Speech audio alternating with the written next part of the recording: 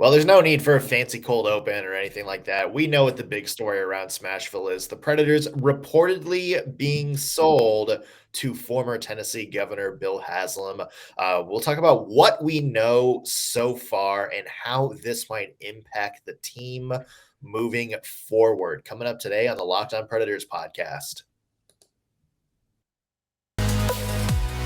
You're Locked On Predators, your daily podcast on the Nashville Predators. Part of the Locked On Podcast Network, your team every day.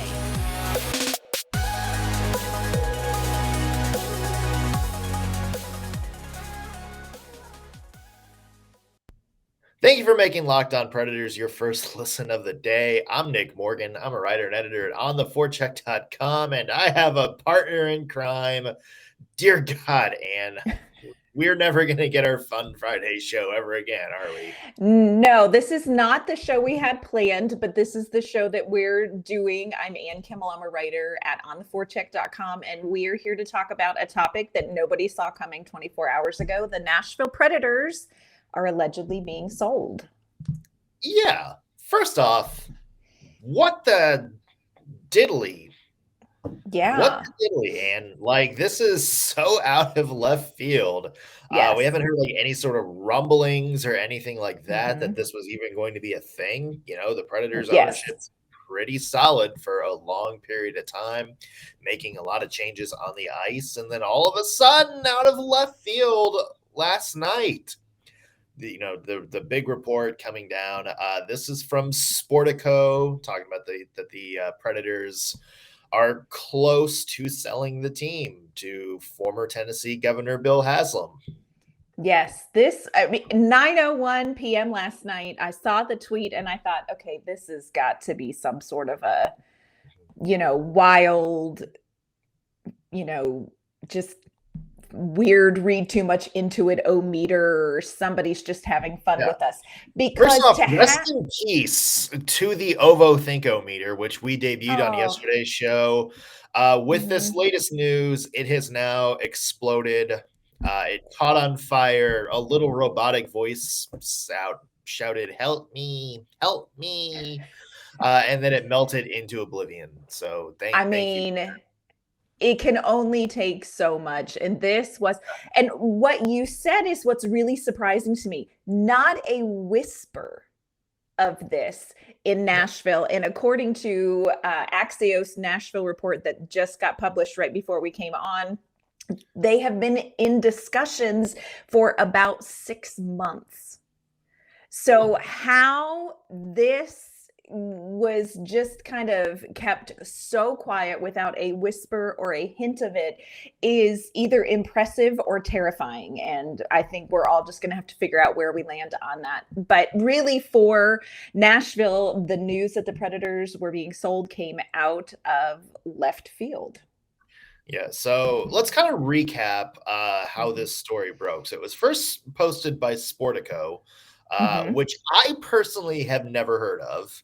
Correct. So that was Me neither. Like my first, thing to kind of research what they were. I know there's a lot of skepticism about it. Brian Baston, one of our writers at On the Forecheck, has personally vouched for them. A lot of other people that we know have personally vouched for them and said, yeah, they're kind of a legit site. First reported the Predators were being sold.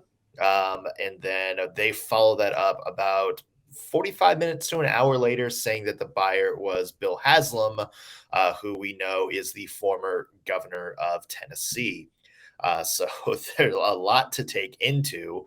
And then, as Ann mentioned just really a few minutes ago before we started recording this, Axios Nashville, which of course Nate Rao, unbelievable journalist in Nashville. A lot of people around here know the name. He said he has been able to independently confirm the Sportico report that Bill Haslam will be the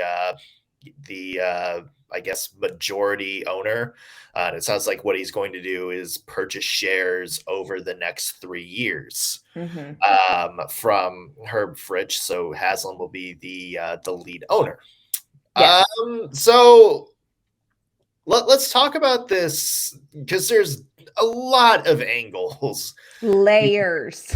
There's a lot of layers to this that I'm not sure we're going to be able to tackle all at once, and probably some of it we can't tackle until we know a little bit more. But first, let's talk about right off the bat, because I know a lot of people were tweeting this. No, the Nashville Predators are not relocating. Correct. Yeah, correct. The guy, I think our friend Alex Doherty said it best. The former governor of Tennessee, who lives in Tennessee and whose business interests in Tennessee, aren't moving a team in Tennessee to Hamilton, Ontario, or Houston, or wherever. That's not going to happen. So let's put that to bed right now. Yes, everybody can exhale on that. This team is not moving. On the surface, what other, and I'm trying to think of the best way to say this because we don't want to be speculative, but this does open some different options about the direction of the team.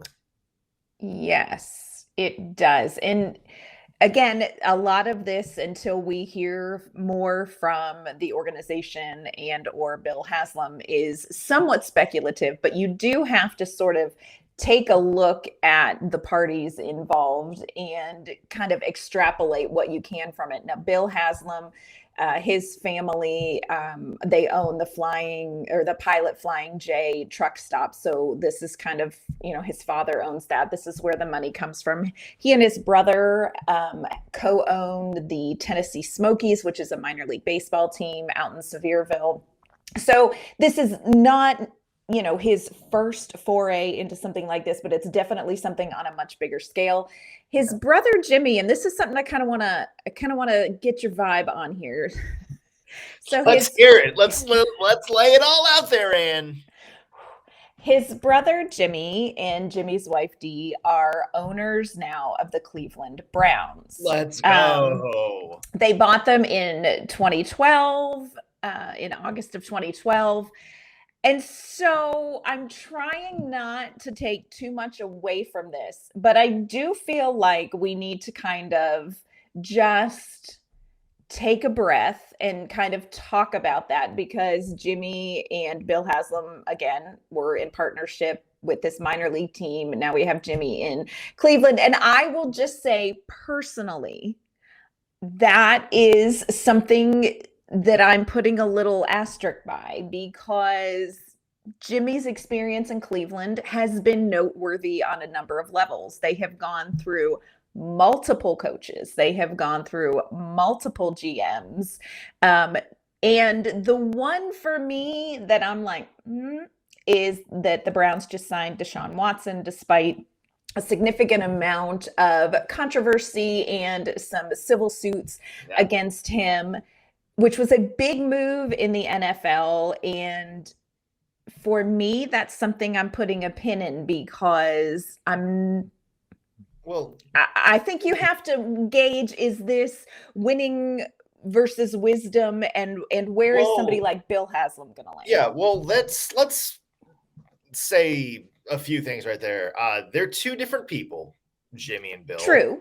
But we don't really know what Bill Haslam is like as a sports owner.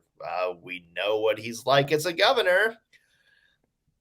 We'll just let that sit. I'm going to use the athletic strategy and just not say anything in either direction right there. Right. So because I see like a lot of people, and it's like, oh God, like the Preds are going to be the Cleveland Browns again. You can't make that, because you don't know if Bill and Jimmy, are two different people. Hey, they can be like the Noel and Liam Gallagher of sports ownership group. They could be. They could be. But I think we would be remiss if we didn't say, hey. Fair. But okay. So, they co-own the Smokies. So maybe there's some overlap there. Yeah. The question I have is, what kind of owner is Bill Haslam going to be? You know, is he going to be like another Herb Fritch or Tom Sigerin, where, you know, he's kind of more hands off, you know, they run the business side of things, you know, and let the hockey people kind of do the hockey people things? Or is he going to be like his brother, where he has more of a hands-on approach to the team? And that is key, because this ownership group, which, you know, I think we do have to give them at least some credit and some Yes, kudos for keeping the team here for in sure. 2007, when they all stepped up, pulled their money together, basically a rich person GoFundMe, and kept the Predators from being moved to Eastern Canada. So I do think we need to give them credit for that. But I think one of the criticisms was they were too laissez-faire about the on-ice product. You know, they did a lot for the behind the scenes and kind of helped build the brand of Smashville, so to speak. You know, they really kind of helped the Predators build a brand for themselves. But that was kind of the thing, was they weren't too concerned, or at least too involved in the on-ice part of it. And, you know, they yielded a lot of say to David Poile, which, you know, for better or for worse, is kind of where a lot of the criticism comes in now. Yes. You know, if you have a more hands-on owner, if that's what Bill Haslam winds up being, then maybe there's some more accountability into the direction of the team. Maybe it's not just David Poile saying, hey, I want to do this. This is what we're doing. You know, maybe the owners are going to kind of have more of a mandate for him. And maybe, you know, the leash for David Poile gets a little bit shorter. But again, that's one way you can kind of look at it. Like, if that's going to be the case, it can just be the opposite. I mean, this can just be Bill Haslam wanting to just kind of have a pro sports team as an investment opportunity. We don't know. And I think that's something we're probably not going to know. The only context clues that we have, unfortunately, is his brother. I mean, with all due respect to the Tennessee Smokies, I don't think anybody is looking at that as a thing of like, okay, how's Bill Haslam going to run a top 4 professional sports team? The only really context clues we have are Jimmy and the Cleveland Browns, which, you know, and again, like I said before, not completely sure that's fair.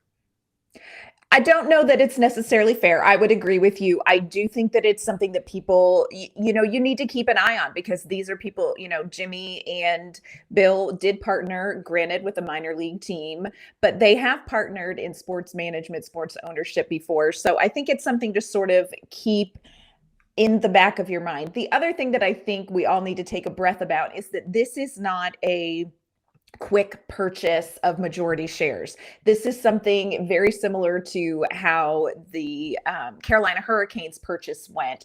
This is something where over time, he is going to eventually become majority owner. So this is something that's going to be a process. It's not like as soon as this is approved by the Board of Governors, suddenly Bill Haslam is 100% in the driver's seat, you know, as far as ownership and decisions go. So we all have a little bit of time just to see where he is going to fall as far as hands-on, hands-off, and ownership, direction of the team, how he's going to work with the other people in the ownership group now. So we have some time, but I do think it's worth mentioning that, you know, keep your eye on this.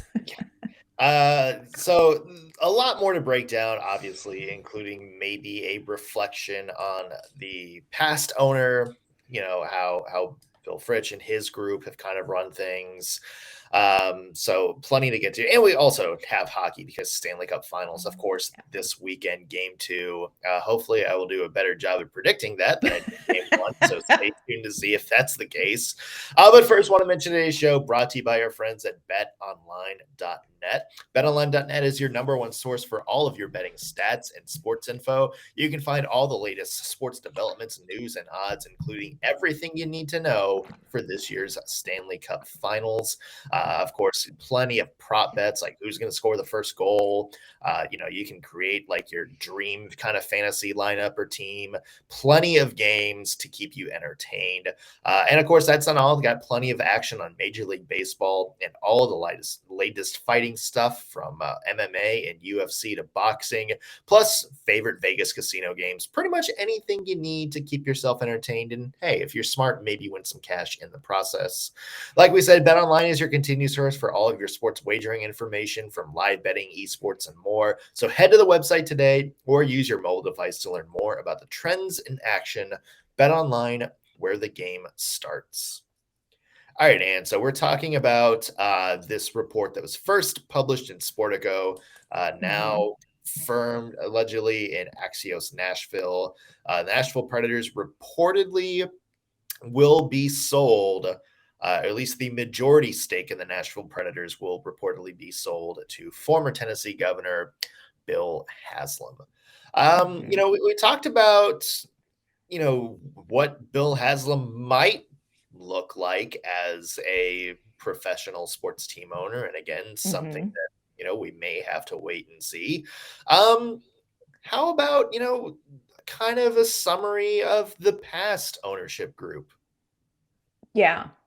And I think you hit on something that we would be remiss not to highlight again, and that is how important the current ownership group has been to keeping Nashville, the Predators in Nashville. And you can't underestimate how important that is, and that's really a benchmark for this franchise, that they came in and did that. So I think that's really important. I think what is interesting to me as we look at this and look at the current ownership group is that this current ownership group has been very supportive of David Poile. Even at the end of this season, there were a lot of questions. The Predators swept in the first round, which is the first time that's happened in franchise history. And there has been some potential discontent among the Predators faithful about things like the hiring of John Hines and this and that.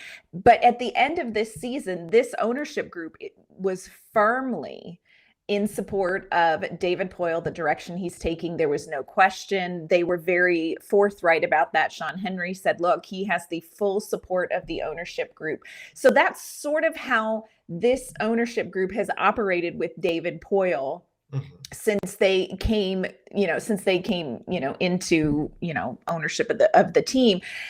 And I'm interested to see how that will translate, because I think that's one of the first questions that people had when this news broke is, okay, what is the relationship going to be between new ownership once Bill Haslam has majority share and David Poile? Because it's not been contentious. It has been very supportive of David Poile. So there is a dynamic to pay attention to there where the history is the ownership has really stepped back and given David Poile a long leash, and they have supported him and they have bought into his longer term vision. That's something that we don't know whether that will continue or not down the road. So another interesting aspect of this whole transition. Yeah, outside of, Jimmy Rutherford in Carolina from like the 90s, 2000s, and 2010s, who I think he actually owned part of the Hurricanes at the time he was GM. I haven't remembered a GM who has, this much kind of stake in ownership and this kind of relationship with ownership as David Poile. As he said, this Predators franchise has been around 25 years almost, and he's been their only GM. Like he has been the only voice, the consistent voice since the start of this franchise. Like he's kind of the lone mainstay in that front office. And that is very rare for a team like the Nashville Predators, who has only made it past the second round of the playoffs once, to kind of have that kind of power from the GM. And again, like that may change with Bill Haslam. We don't know. I mean, Bill Haslam and Right. David Poile can kind of hit it off. Haslam can decide, you know what, David Poile is kind of the guy. We also have to kind of think about, David Poile might not want to do this for much longer. He has been in hockey for more than 50 years now, and he may want to kind of ride into the sunset. So we don't know. I think there's a lot we don't know. We talked about this past ownership group and kind of the way they've kind of helped build the brand. There was some contention, and I think with a large vocal portion of the fan base, especially the old school fan base, because I think back to 2011 when they kind of started building the brand, and they were doing a lot of things to kind of get people in the seats, and it definitely worked. Like the Predators hockey games became a must-see event, even for people who really didn't know anything about hockey. And you have to give them a lot of credit for that. But at the same time, you look at kind of some of the decisions really post Stanley Cup run, a lot of things that kind of rubbed people the long way. I mean, Herb Fritch is probably responsible, at least partially, for ticket prices going up to a point where even longtime season ticket holders couldn't really afford them. They were, responsible ultimately for a lot of, sort of changes, like, short-lived changes, like, the Pedal Tavern on the ice, the Dierks Bentley, like penalty song. Can't remember if it was a penalty kill or power play. Goal. Yeah. There's just kind of a lot of like these niche things that you could kind of see were more like garnered towards like the tourism side, like making like the Predators kind of like a novelty event that did rub some of the longer old school fan base the wrong way. And, you kind of have to maybe give them some blame as you look towards the end of this past season, where you can just tell the fans weren't into any of the playoff games. I'm sure getting your ass kicked doesn't help. Also had something to do with that. But just sort of the fan discontent, and there seem to be kind of a cooler, more tepid online community. There's just a lot of people that don't follow the Preds as closely anymore, and I do think there needs to be some blame on this past ownership group for that. Yeah. And in their defense, I would agree with you. I think that there is sort of a temperature change among the Predators fan base, among season ticket holders. And I think the ownership group is going to be very remiss if they don't address it rather quickly, because it's been brewing for a while. Yeah. But I also think we have to look at the fact that this ownership group has been through it as investors. When you look at what COVID did, not that COVID didn't affect everybody, it did, but as investors, they really had to ride a rocky path of, interrupted season, shortened season, limited ticket sales, or no spectators. And so they've had to navigate some pretty unique waters as well. I don't know that any of that has led to the decisions that have been made that really have kind of jaded some of the Predators faithful. But I do think we need to give them credit for kind of riding this out and navigating as owners a really unique revenue, situation and all of that. But I think there is a rumbling, there is an undercurrent in Nashville from people who want to see some changes. And some people directed at things like David Poile. Some people directed at John Hines. Some people directed at, roster moves. And maybe those all fall back at ownership. I don't know. But I do think there is an undercurrent where people affiliated with the Nashville Predators, people who have invested time and money, season ticket holders, fans, feel like it's time for there to be some sort of a pivot in one way or another. And maybe this will be sort of a revitalizing move down the road. We don't know. There's potential for this to be a positive move. There is also potential for this to be not as positive, and there's, potential for things to kind of stay status quo. And honestly, I think that's probably the thing that Predators fan base is most afraid of, is that a move like this will keep things status quo. Yeah, I mean, like we said earlier, we don't want Bill Haslam to come in and kind of be the sit back and be a hands-off owner, but we also don't want him to necessarily be a Jerry Jones either, Yes. So there's a healthy balance, and to be honest, it might be a learning curve for Bill Haslam. Like, he might need to kind of take a hands-off approach. So yes. Interesting to see. So we actually want to know what you think about this. We put out a call. We asked you to let us know what you think of the news that the Preds might have a new owner. And we did get a number of responses. We have a couple of tepid responses. Please pass the puck. Did the oh no anyway meme. Yes. So I'm guessing obviously he does not think this is going to have a big impact. Our friend Rachel K also kind of did the same thing, just a gif of a bunch of different movie characters shrugging. Yes. So yeah, I would assume, probably the same boat. Has no idea what's going to come in store. Some other people. So JW Hood says, sometimes you need a change to move forward. Yeah. And is this the change that's going to do it? I think people have speculated in Nashville what it would take to sort of get some momentum with this franchise. Maybe this is it. Maybe. Yeah. Maybe not. I mean, I think it's a fair point.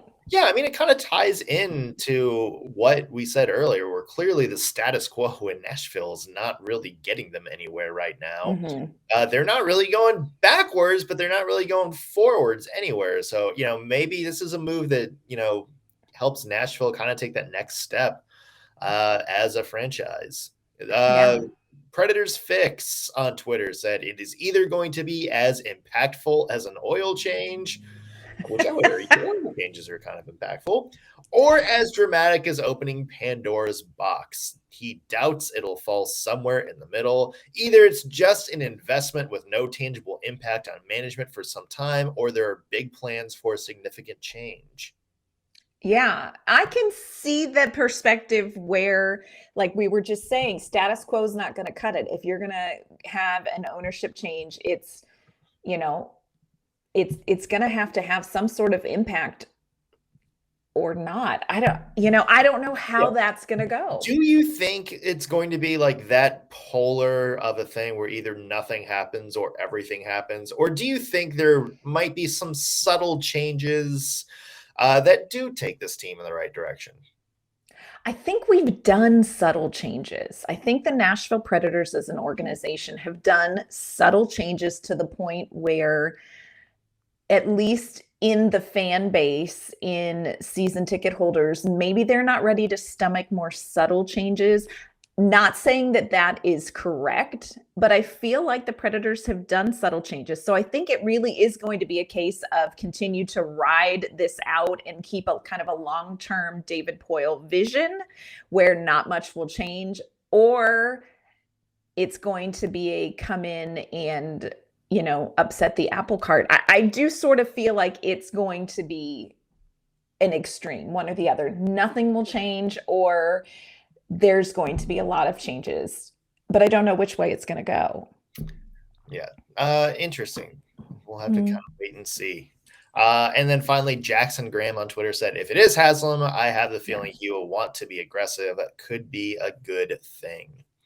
Yeah. I mean, you don't necessarily hate the idea of an aggressive owner.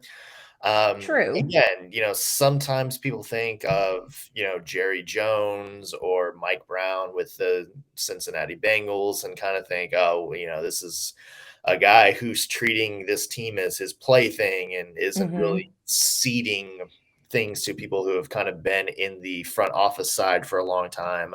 But you know what? Sometimes you have an aggressive owner, maybe like a Mark Cuban, who like is very aggressive, puts a lot of money into the team, and is kind of a vocal spokesperson, but at the same time cedes a lot of power to others in the organization.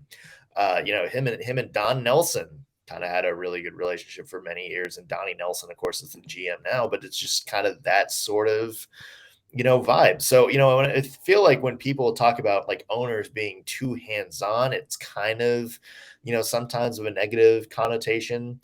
Which I would agree. So I think when people say, aggressive owner, I think some people get a little bit frightened there and kind of think back to, owners having too much of their hands in the pie. But, if you can be aggressive and kind of be the spokesperson for your team and step in when things aren't going well, but you can kind of still leave the hockey decisions to, the people running the team, I think that's a good thing. Now, you may have to be aggressive if those hockey people, may need to execute your vision of the team. You may need to be on the same team. But, if that's done well, that does have success. Yeah. And I think a lot of it has to do with where does the vision for a franchise come from? This ownership group currently, like you said, is very, they're pretty hands off. And so does the vision come from David Poile? And do they go along with that, or does this Predators franchise need maybe an ownership group that casts its own vision to sort of move some things along? I don't know. It'll be very interesting to see how much of that dynamic changes as Bill Haslam becomes a majority owner in it. So there's a lot of questions. I don't think this is something that Predators fans are going to get a lot of answers to right away. I think it's going to have to be a wait and see what we get from Bill Haslam when he gets, majority shares in this team. It'll be very interesting to see what happens. I don't know about this one, Nick. Well, I have a feeling we're going to be talking about this a lot over the next couple of weeks. Sure. As if we didn't have a weird offseason enough coming up with Forsberg and potential free agents and maybe rebuilding and maybe going for it again. I don't know. There's just so much chaos happening. So make sure you're staying tuned. Yeah. Who would have thought that the biggest story this offseason wasn't Philip Forsberg's contract, but out of the blue ownership change? Like, nobody saw this one coming, friends. I don't know. I still think the biggest story is Barry Trotz's Airbnb and the Stanley Cup decorations. I agree. Yeah, the Stanley Cup decoration. Potpourri. That's what he's going to have in the Stanley Cup. I do love the rumors that Barry Trotz is somehow a part of this and is planning a hostile takeover to stick it to David Poile for getting fired. Can we just or something like can that? we just not? Can we just not with that one, friends? Yeah. Good times. Hey, speaking of the Stanley Cup, game 2 of the Stanley Cup Finals tomorrow night. A rare 2 days off between games 1 and 2. So make of that what you will. What do you think, Ann? Real quick, do you think Tampa Bay is going to even the series, or is Colorado going to put their foot on the throttle and make this a 2-0 advantage? I really do think that Tampa Bay is going to come up and tie this up. I think it's going to be very difficult for either of these teams to get a 2-0 advantage in this series. So I fully expect Tampa Bay to come back, even though they are still going to be in Colorado, which is becoming a really challenging place to play. I think that Tampa Bay has no panic in their game. I think that if they come out and play 60 minutes, you're going to see this be, another battle. But I think Tampa Bay is going to even up this series. How about you? I'm with you. My prediction last time didn't work out, but I do think Tampa Bay is going to make this 1-1. Simply because I think these teams are too evenly matched. I will also say if Colorado goes up 2-0, I think Tampa might win the next 2 games in Tampa Bay. I can definitely see that scenario playing out as well.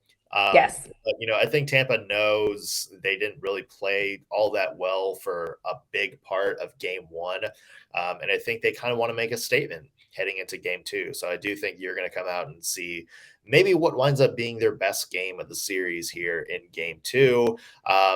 and then that opens the Pandora's box for a fascinating rest of the Stanley Cup Finals. Still think this is going to go 7 games. I do too. I hope this goes 7 games. Friends, Yeah. This is great hockey. If you're not watching these Stanley Cup games between the Avs and Lightning, you have got to make time in your schedule to sit down and watch it because it is great hockey. Yeah. God. Good times. Good times. I mean, this really is like one of the best Stanley Cup Finals we've had in a while. So yeah, I think there's a lot of people cheering for this to keep going on. Does it make you feel better about the Predators sweep watching Colorado perform so well in the Stanley Cup Finals? Yeah, sure.